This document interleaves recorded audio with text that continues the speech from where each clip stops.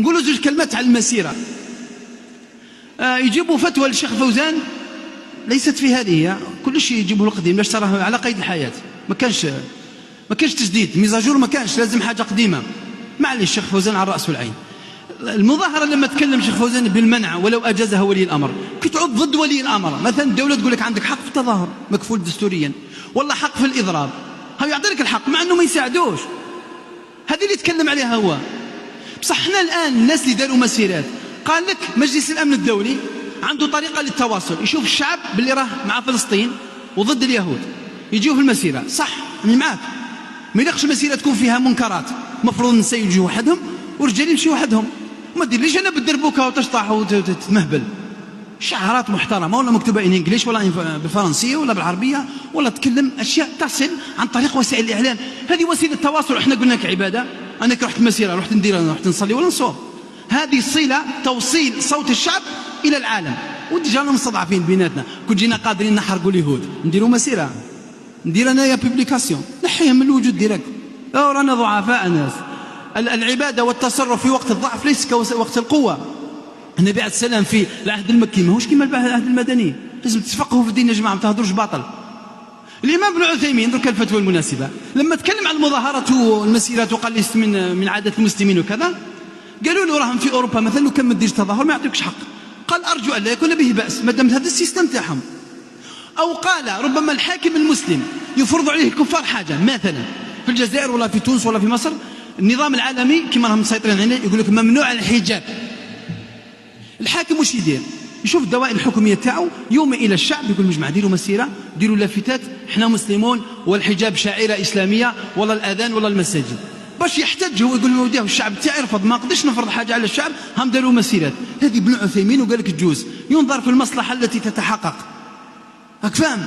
نقول لكم واحد الحاجه علميه جدا جدا.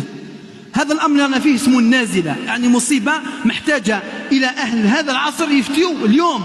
لازم اليوم 5 ربيع الثاني تصدر فتوى من الفقهاء اللي راهم أحياء ويقولوا ماذا نتصرف، وهل تتغير الفتوى أو تتبدل أو فيها يعني مناسبة للأوضاع الحالية. مش هكذا برك تجيب لنا فتوى تقول لي مظاهرة، لا يضرب شو مظاهرة؟ قدر انت عند دارك تكتب لافتة وتقول أنا ما عنديش سكن، أطلب السيد الوالي أن يعطيني سكن، هذه مظاهرة؟ قلتها خاطر قال لك الشيخ راه يبيح المظاهرات. واش نقول لك انت يا حابس ما تفهمش واش ندير لك انايا؟ وسيله التواصل. دوك انا كي نهضر في التليفون كانت في وقت الرسول التليفون كي تعيط نتايا، كي تروح للحج وتركب في الطياره، هذه وسيله لها احكام مقاصد. لماذا فعلت هذا؟ ما هو الهدف من هذا؟ مش الغايه تبرر الوسيله. ها راه قلنا الامور بمقاصدها والوسائل لها احكام المقاصد. صح ماذا بينا ما تكونش فيها منكرات، واذا كانت فيها اذا كانت المصلحه اكثر فترتكب يعني أعلى المصلحتين، ويعني نتجنب أشد وأفسد المفسدتين. المهم هذا كلام يطول، ولكن فقط لتعرف مش نتصرفوا من رؤوسنا.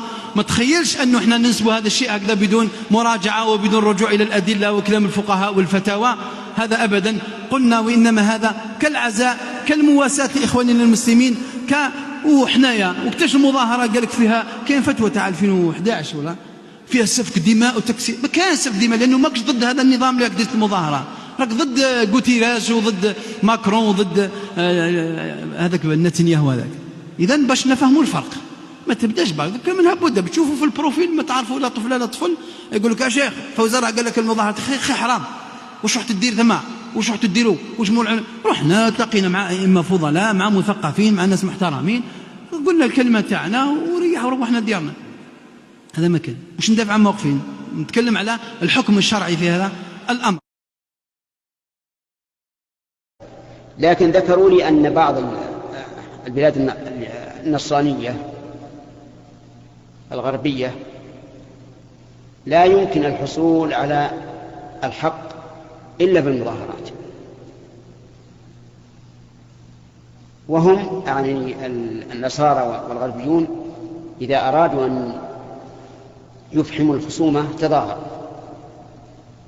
فإذا كان مستعملا وهذه بلاد كفار ولا يرون بها بأسا ولا يصل المسلم إلى حقه أو المسلمون إلى حقهم إلا بهذا، فأرجو أن لا يكون به بأس.